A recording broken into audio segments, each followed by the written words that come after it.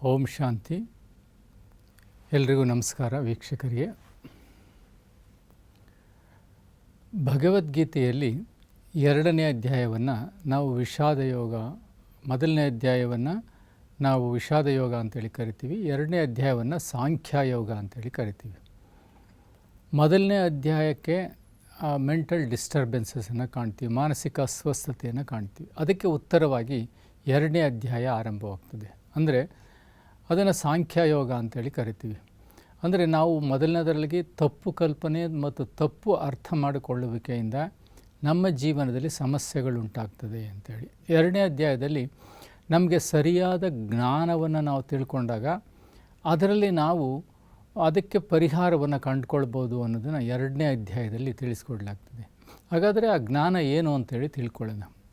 ಈಗ ನಮಗೆ ಮಾನಸಿಕ ಪ್ರದೂಷಣೆ ಆಗಿದೆ, ಮಾನಸಿಕ ವಿಫಲತೆ ಆಗಿದೆ, ಯಾತನೆ ಆಗಿದೆ, ಹಿಂಸೆ ಆಗಿದೆ, ಅಥವಾ ಸಂಘರ್ಷ, ಭಿನ್ನಾಭಿಪ್ರಾಯ, ಇದೆಲ್ಲವೂ ಸಾಮಾಜಿಕ ವ್ಯವಸ್ಥೆಯಲ್ಲಿ ಸಹಜವಾಗಿ ಬರ್ತಕ್ಕಂಥದ್ದು. ಹಾಗೆ ಇವುಗಳಿಗೆ ಉತ್ತರ ಏನು ಅನ್ನೋದನ್ನು ನಾವು ತಿಳ್ಕೊಳ್ಬೇಕಾಗ್ತದೆ. ಅಂದರೆ 2ನೇ ಅಧ್ಯಾಯದಲ್ಲಿ ನಾವು ಸಾಮಾನ್ಯವಾಗಿ ಎಲ್ಲರೂ ಅವರವರ ಶಂಕಗಳನ್ನ ಓದೋದನ್ನು ನಾವು ಕಾಣ್ತೀವಿ. ಅಂದರೆ ಕೃಷ್ಣ ಪಾಂಚಜನ್ಯವನ್ನು ಓದ್ತಾನೆ. ಹಾಗೆಯೇ ಅನಂತ ವಿಜಯ ಎನ್ನುವ ಪೌಂಡ್ರ, ಸುಘೋಷ, ಮಣಿಪುಷ್ಪಕ, ಹೀಗೆ ಅವರ ಪಾಂಡವರು ತಮ್ಮ ಶಂಕಗಳನ್ನ ಓದ್ತಾರೆ. ಹಾಗೆಯೇ ಆ ಕಡೆಯಿಂದ ಶತ್ರುಪಾಳ್ಯದಲ್ಲಿ ಸಹಿತವಾಗಿ ಭೀಷ್ಮ, ದುರ್ಯೋಧನ, ಹಾಗೆ ಅಶ್ವತ್ಥಾಮ, ಕೃಪ, ಇವರೆಲ್ಲರೂ ತಮ್ಮ ತಮ್ಮ ಯುದ್ಧ ಘೋಷಣೆಯನ್ನು, ಶಂಕನಾದವನ್ನು ಮಾಡ್ತಾರೆ. ಆಗ ಅರ್ಜುನ ಸಂಪೂರ್ಣವಾಗಿ ತಾನು ಯುದ್ಧನೇ ಮಾಡೋದಿಲ್ಲ ಎನ್ನುವ ಪರಿಸ್ಥಿತಿಯಲ್ಲಿ ಅವನಿರ್ತಾನೆ. ಅಂಥ ಸಂದರ್ಭದಲ್ಲಿ ಈ ಅಧ್ಯಾಯದಲ್ಲಿ 2ನೇ ಅಧ್ಯಾಯದಲ್ಲಿ ನಾವು ಮುಖ್ಯವಾಗಿ ತಿಳ್ಕೊಳ್ಬೇಕಾಗಿರೋದು, ನಾವು ಇದನ್ನು ಪರೀಕ್ಷಾ ದೃಷ್ಟಿಯಿಂದಲಾಗಲಿ ಅಥವಾ ಅಧ್ಯಯನದ ದೃಷ್ಟಿಯಿಂದಾಗಲಿ ಮಾಹಿತಿಯ ದೃಷ್ಟಿಯಿಂದಾಗಲಿ ತಿಳ್ಕೊಳ್ಳೋದಲ್ಲ. ಜ್ಞಾನಾನುಭವವನ್ನು ನಾವು ಏನು ಮಾಡಬೇಕು, ಇದರಲ್ಲಿ ಗೀತಾಚಾರ್ಯ ಏನನ್ನು ಹೇಳಲಿಕ್ಕೆ ಹೊರಟಿದ್ದಾನೆ, ಇದರಲ್ಲಿ ಯಾವುದು ಆಧ್ಯಾತ್ಮಿಕ. ಈಗ 1ನೇ ಅಧ್ಯಾಯದಲ್ಲಿ ನಾವು ಸೆಳೆತ, ಒತ್ತಡ ಅಥವಾ ಮಾನಸಿಕ ವಿಫಲತೆಗಳ ಕುರಿತು ನಾವು ಚಿಂತನೆಯನ್ನು ಮಾಡಿದ್ವಿ, ಸೈಕಾಲಜಿಕಲ್ ಡಿಸಾರ್ಡರ್ಸ್ ಅಂತೇಳಿ ಕರಿತೀವಿ. ಆದರೆ 2ನೇ ಅಧ್ಯಾಯದಲ್ಲಿ ಆ ಎಲ್ಲ ಸೈಕಾಲಜಿಕಲ್ ಡಿಸಾರ್ಡರ್ಗೆ ಕಾರಣ ಏನು ಅನ್ನೋದನ್ನು ನಾವು ತಿಳ್ಕೊಳ್ಬೇಕು. ಆಧ್ಯಾತ್ಮಿಕ ಮೌಲ್ಯಗಳನ್ನು ನಾವು ತಿಳ್ಕೊಳ್ಬೇಕು. ನಾವು ರಿಪಿಟೇಷನ್ ಮಾಡೋದು ಅದೆಲ್ಲ ಇಲ್ಲಿ ಅಗತ್ಯ ಇಲ್ಲ. ಅಂದರೆ ಇಲ್ಲಿ ಯಾವುದನ್ನು ತಿಳ್ಕೊಳ್ಬೇಕು ಅಂದರೆ ಇಲ್ಲಿ ಗೀತಾಚಾರ್ಯ ಶರೀರ ಮತ್ತು ಆತ್ಮನಿಗಿರುವ ವ್ಯತ್ಯಾಸವನ್ನು ಅವನು ತಿಳಿಸ್ಕೊಡ್ತಾನೆ. ಕೌಮಾರಂ ಯೌವನಂ ಜರ ತತ್ ದೇಹಾಂತರ ಪ್ರಾಪ್ತಿ ಧೀರಸ್ತತ್ರನ ಮಹ್ಯತಿ ಅಂತ ಹೇಳ್ತಾನೆ. ಅಂದರೆ ಈ ಶರೀರ ಯಾವ ರೀತಿ ಇರ್ತದೆ, ಕೌಮಾರಾವಸ್ಥೆ, ಯೌವನಾವಸ್ಥೆ, ಪ್ರೌಢಾವಸ್ಥೆ, ಹಾಗೆಯೇ ವೃದ್ಧಾವಸ್ಥೆ ಮತ್ತು ಜರಾವಸ್ಥೆ. ಅಂದರೆ ಇಲ್ಲಿ ಸಂಪೂರ್ಣವಾಗಿ ನಾವು ಈ ಶರೀರವು ಬಾಲ್ಯ, ಯೌವನ, ವೃದ್ಧಾವಸ್ಥೆಯಲ್ಲಿ ಬರ್ತದೆ, ತನ್ನ ಅಸ್ತಿತ್ವವನ್ನು ಕಳೆದುಕೊಳ್ತದೆ. ಆದರೆ ಈ ಶರೀರದ ಒಳಗಡೆ ಇರತಕ್ಕಂತಹ ಆತ್ಮನು ಜಾತಸ್ಯ ಹಿ ಧ್ರುವಂ ಮೃತ್ಯು ಧ್ರುವಂ ಜನ್ಮ ಮೃತಸ್ಯ ತಸ್ಮಾದ ಅಪರ್ಯಾಯತೆಯನ್ನುತ್ವಂ ಶೋಚಿತಮರ್ಹಸಿ. ಹೇ ಅರ್ಜುನ, ನೀನು ಯಾವುದರ ಬಗ್ಗೆ ಚಿಂತೆ ಮಾಡ್ತೀಯ ಅಂತ ಹೇಳಿದರೆ ನತ್ವಂ ಶೋಚಿತಮರ್ಹಸಿ, ಯಾವುದರ ಬಗ್ಗೆ ನಾವು ಚಿಂತಿಸಬಾರದೋ, ಚರ್ಚಿಸಬಾರದೋ, ಯಾವುದರ ಬಗ್ಗೆ ನಮಗೆ ಅಗತ್ಯವಿಲ್ಲವೋ ಅದರ ಬಗ್ಗೆ ನಾವು ಚಿಂತನೆಯನ್ನು ಮಾಡ್ತಿದ್ವಿ. ಯಾಕೆಂದರೆ ನೀವು ಪಲಾಯನವಾದ ಮಾಡ್ತಾ ಇದೆಯಾ, ಅಂದರೆ ನೀನು ಯುದ್ಧವನ್ನು ಬಿಟ್ಟು ಓಡಿ ಹೋಗ್ತಕ್ಕಂಥ ಪಲಾಯನವಾದವನ್ನು ಮಾಡ್ತೀವಿ. ನಾವು ಸಹಿತವಾಗಿ ಅನೇಕ ಕ್ಷೇತ್ರಗಳಲ್ಲಿ ಕಾರ್ಯವನ್ನು ನಿರ್ವಹಿಸ್ತಿರ್ತೀವಿ. ಆ ಕಾರ್ಯವನ್ನು ಬಿಟ್ಟು ಇದು ಭಾಳ ಕಷ್ಟದ ಕೆಲಸ ಅಪ್ಪ, ಇದನ್ನು ಮಾಡಲಿಕ್ಕಾಗಲ್ಲ, ಸಂಕೀರ್ಣವಾಗಿದೆ, ಇದು ಸ್ವಲ್ಪ ಏನು ಯಾಂತ್ರಿಕವಾಗಿದೆ, ಅಥವಾ ಇದು ಸ್ವಲ್ಪ ಏನೋ ಬೇರೆ ವಿಚಾರಗಳಿಂದ ಕೂಡಿದೆ ಅಂತ ನಾವೇನು ಮಾಡ್ತೀವಿ, ಅದರ ಸಮಸ್ಯೆಗಳನ್ನು ಪರಿಹಾರದ ಬಗ್ಗೆ ಚಿಂತನೆ ಮಾಡದೆ ಕೆಲಸ ಬಿಟ್ಟು ಹೋಗ್ತೀವಿ. ಆದರೆ ಇಲ್ಲಿಯೂ ಸಹಿತವಾಗಿ ಅರ್ಜುನನಿಗೆ ಹೇಳ್ತಕ್ಕಂಥದ್ದು, ನೀನು ಪಲಾಯನವಾದವನ್ನು ಮಾಡ್ತಿದ್ದೀಯಾ, ಹಾಗಾಗಿ ಈ ಎಲ್ಲ ಆಧಾರಗಳನ್ನು ನೀನು ತಗೊಳ್ತಾ ಇದೆಯಾ, ಹಾಗಾಗಿ ಈ ಆಧಾರಗಳನ್ನು ಬಿಟ್ಟು ನೀನು ಜ್ಞಾನದ ಬಗ್ಗೆ ಯೋಚನೆ ಮಾಡು. ಇದಂ ಶರೀರಂ ಕೌಂತೆಯ ಕ್ಷೇತ್ರಮಿತ್ಯ ವಿಧೀಯತೆ ಏತದ್ಯೋ ವೇತಿತಾಂ ಪ್ರಾಹುಹು ಕ್ಷೇತ್ರಜ್ಞ ಇತಿ ತದ್ವಿದಃ.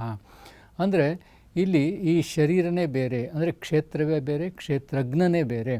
ನೀನು ಕ್ಷೇತ್ರಜ್ಞನಾಗಿದೆಯಾ, ಆದರೆ ಈ ಶರೀರ ಕ್ಷೇತ್ರವಾಗಿದೆ.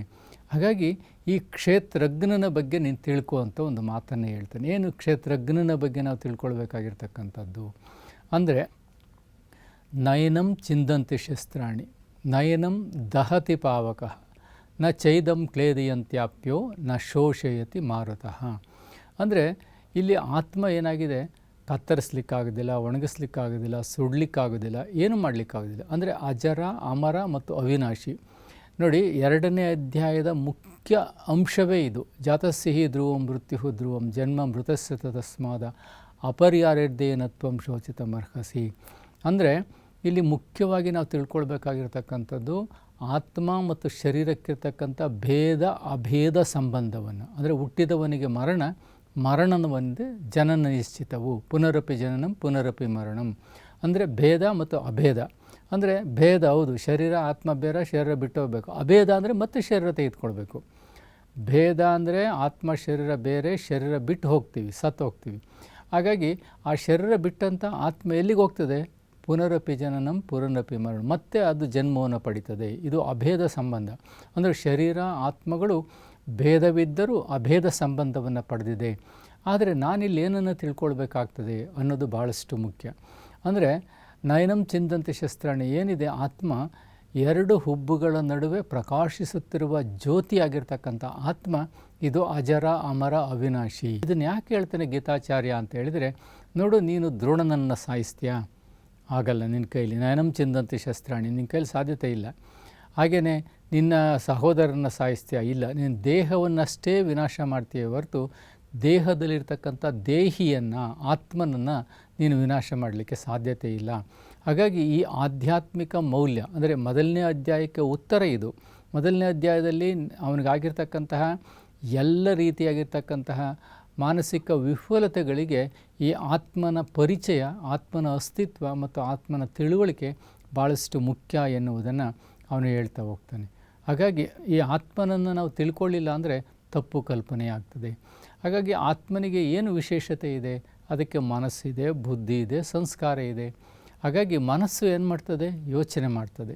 ಹಾಗಾಗಿ ಅವನೊಂದು ವಿಷಯವನ್ನು ಹೇಳ್ತಾನೆ, ಧ್ಯಾಯತೋ ವಿಷಯಾನ್ ಪುಂಸು ಸಂಗಸ್ಥೋಪಜಾಯತೆ ಸಂಗಾತ್ ಅರ್ಥಾತ್ ಕಾಮಃ, ಕಾಮಃ ಅರ್ಥಾತ್ ಕ್ರೋಧೋದ್ಭವತಿ ಸನ್ಮೋಹ, ಸನ್ಮೋಹ ಅರ್ಥಾತ್ ಸ್ಮೃತಿಭ್ರಂಶ ಬುದ್ಧಿನಾಶೋ ಪಣಶ್ಯತಿ ಅಂತ ಹೇಳ್ತಾನೆ. ಅಂದರೆ ಇಲ್ಲಿ ಮನಸ್ಸು ಹೇಗೆ ಕೆಲಸ ಮಾಡ್ತದೆ ಅಂತಂದರೆ, ನೀನು ಒಂದು ವಿಷಯವನ್ನು ಚಿಂತನೆ ಮಾಡ್ತಾ ಹೋಗು. ನಾನು ಇವ್ರ ಸೋದರರು, ನಮ್ಮ ಗುರುಗಳು, ಅಥವಾ ನನಗೆ ಇವರನ್ನು ಸಾಯಿಸಬಾರ್ದು ಅಂತ ನೀನು ಚಿಂತನೆ ಮಾಡ್ತಾ ಹೋದರೆ ಅದೇ ವಿಚಾರಗಳು ಬಂದು ನಿನ್ನನ್ನು ವಿಫಲತೆಗೆ ದಾರಿ ಮಾಡಿಕೊಡ್ತದೆ. ಹಾಗೆಯೇ ನಿನಗೊಂದು ಪಕ್ಷ ಕ್ರೋಧ ಬಂತು ಅಂತ ತಿಳ್ಕೊ, ಕ್ರೋಧೋದ್ಭವತಿ ಸನ್ಮೋಹ. ನೀನು ಕ್ರೋಧ ಬಂದರೆ, ಈಗ ದುರ್ಯೋಧನನಿಗೆ ಕ್ರೋಧ, ಅವನು ಕ್ರೋಧಿ. ಆ ಕ್ರೋಧ ಬಂದಿದ್ದರಿಂದ ಏನಾಗ್ತಾನೆ? ವಿಹ್ವಲತೆಗೆ ಒಳಗಾಗ್ತಾನೆ. ಕ್ರೋಧೋದ್ಭವತಿ ಸನ್ಮೋಹ, ಸನ್ಮೋಹಕ್ಕೆ ಒಳಗಾಗ್ತಾನೆ. ಬುದ್ಧಿನಾಶವು ಪ್ರಣಶ್ಯತಿ ಅಂತ ಹೇಳ್ತಾನೆ. ಅವನಂತೂ ಬುದ್ಧಿನಾಶವನ್ನು ಮಾಡ್ಕೊಳ್ತಾನೆ, ತನ್ನ ಸರ್ವನಾಶವನ್ನು ಮಾಡ್ಕೊಳ್ತಾನೆ ಅರ್ಜುನ. ಹಾಗಾಗಿ ನೀನು ಅಂಥದ್ದೇನು ಮಾಡ್ಕೊಳ್ಳೋ ಅಗತ್ಯ ಇಲ್ಲ. ಯಾಕೆಂದರೆ ಅವನು ಮಾಡ್ಕೊಳ್ತಾನೆ ದುರ್ಯೋಧನ. ನೀನು ವಿಷಯಗಳನ್ನು ಚಿಂತನೆ ಮಾಡಿ ನಿನ್ನನ್ನೇ ನೀನು ಕೊಂದ್ಕೊಳ್ತಾ ಇದೆಯಾ? ಅರ್ಥಾತ್ ನಿನ್ನ ದುರ್ಬಲತೆಗಳಿಗೆ ದಾರಿ ಮಾಡಿಕೊಡ್ತಾ ಇದೆಯಾ? ಹಾಗೆಯೇ ಅವನು ಜಗತ್ತಿಗೆ ನೀಡ್ತಕ್ಕಂಥ ಸಂದೇಶ ಏನಂತಂದರೆ, ಯಾವುದೇ ಒಬ್ಬ ಮನುಷ್ಯ ಇರ್ಬೋದು, ಒಂದು ವಿಷಯವನ್ನು ಕುರಿತು ಅವನು ಹೆಚ್ಚು ಚಿಂತನೆ ಮಾಡ್ತಾ ಹೋದರೆ ಅದು ಏನು ಹೇಳ್ತೀವಿ, ಒತ್ತಡಕ್ಕೆ ದಾರಿ ಮಾಡಿಕೊಡ್ತದೆ, ಸೆಳೆತಕ್ಕೆ ದಾರಿ ಮಾಡಿಕೊಡ್ತದೆ. ಒತ್ತಡ ಮತ್ತು ಸೆಳೆತಗಳಿಂದ ಏನು ಉಂಟಾಗ್ತದೆ? ಅದು ನಿನ್ನ ಬುದ್ಧಿನಾಶ ಆಗ್ತದೆ, ಪ್ರಣಶ್ಯತಿ ಆಗ್ತದೆ. ಹಾಗಾಗಿ ನೀನು ಅದನ್ನು ಚಿಂತನೆ ಮಾಡೋದ್ರಿಂದ ಹೊರಗಡೆ ಬಾ ಅಂತ ಹೇಳ್ತೇನೆ. ನಾವು ಒಟ್ಟಾರೆಯಾಗಿ ಈ ಅಧ್ಯಾಯದಲ್ಲಿ ತಿಳ್ಕೊಳ್ಬೇಕಾಗಿರ್ತಕ್ಕಂಥದ್ದು ದೇಹ ಮತ್ತು ಆತ್ಮನಿಗಿರ್ತಕ್ಕಂಥ ವ್ಯತ್ಯಾಸವನ್ನು ತಿಳ್ಕೊಳ್ಳಿ. ದೇಹ ಏನಾಗಿದೆ? ವಿನಾಶಿಯಾಗಿದೆ. ಕೌಮಾರಂ ಯೌವನಂ ಜರದ ಅಥ ದೇಹಾಂತರ ಪ್ರಾಪ್ತಿ. ಹಾಗೆಯೇ ವಾಸಾಂಸಿ ಜೀರ್ಣಾನಿ ಯಥಾ ವಿಹಾಯ ನವಾನಿ ಗೃಹಣಾತೆ ನರೋಪರಾಣಿ ತಥ ಶರೀರಾಣಿ ವಿಹಾಯ ಜೀರ್ಣ ಅನ್ಯಾನಿ ಸಂಯಾತಿ ನವಾನಿ ದೇಹಿ. ಅಂದರೆ ಈ ಶರೀರ ಏನಿದೆ, ಜೀರ್ಣಾವಸ್ಥೆಯನ್ನು ತಲುಪಿದಾಗ ನಾವು ಬಟ್ಟೆಗಳನ್ನ ಬದಲಾಯಿಸಿದಾಗೆ ಆತ್ಮನು ಈ ಶರೀರವನ್ನು ಬದಲಾಯಿಸ್ತಾನೆ. ಹಾಗಾಗಿ ಈ ಶರೀರ ವಿನಾಶಿಯಾಗಿದೆ. ಆದರೆ ನೀನೇನಾಗಿದೆಯಾ? ನಯನಂ ಚಿಂದಂತೆ ಶಸ್ತ್ರಾಣಿ, ನೀನು ಅವಿನಾಶಿ ಆತ್ಮನಾಗಿದೆಯಾ? ಈ ಅವಿನಾಶಿ ಆತ್ಮನು ಮತ್ತು ಶರೀರಕ್ಕಿರ್ತಕ್ಕಂತಹ ಭೇದ ಅಭೇದ ಸಂಬಂಧಗಳನ್ನು ಕುರಿತು 2ನೇ ಅಧ್ಯಾಯದಲ್ಲಿ ಅವನು ತಿಳಿಸ್ತಾ ಹೋಗ್ತಾನೆ. ಒಟ್ಟಾರೆಯಾಗಿ 1ನೇ ಅಧ್ಯಾಯದಲ್ಲಿ ತಪ್ಪು ಕಲ್ಪನೆ, 2ನೇ ಅಧ್ಯಾಯದಲ್ಲಿ ಸಾಂಖ್ಯ ಅಂತ ಹೇಳಿದರೆ ಜ್ಞಾನ. ಅಂದರೆ ಯಾವ ಜ್ಞಾನ? ಆತ್ಮಜ್ಞಾನವನ್ನು ಕುರಿತು ಅದು ವಿವರಣೆಯನ್ನು ಕೊಡ್ತಾ ಹೋಗ್ತದೆ. ಹಾಗಾಗಿ ನೀವೆಲ್ಲರೂ ಆತ್ಮಜ್ಯೋತಿಗಳು ಅಂತೇಳಿ ಅರ್ಥ ಮಾಡಿಕೊಂಡು ಆತ್ಮಯೋಗವನ್ನು ಅಭ್ಯಾಸ ಮಾಡ್ತವ ನಮ್ಮ ಆಧ್ಯಾತ್ಮಿಕ ಉನ್ನತಿಯನ್ನು ತಿಳ್ಕೊಳ್ಳೋಣ. ಇದು 2ನೇ ಅಧ್ಯಾಯದ ಆಧ್ಯಾತ್ಮಿಕ ಮೌಲ್ಯ. ಒಳ್ಳೆಯದು. ಓಂ ಶಾಂತಿ. ಎಲ್ರಿಗೂ ನಮಸ್ಕಾರ.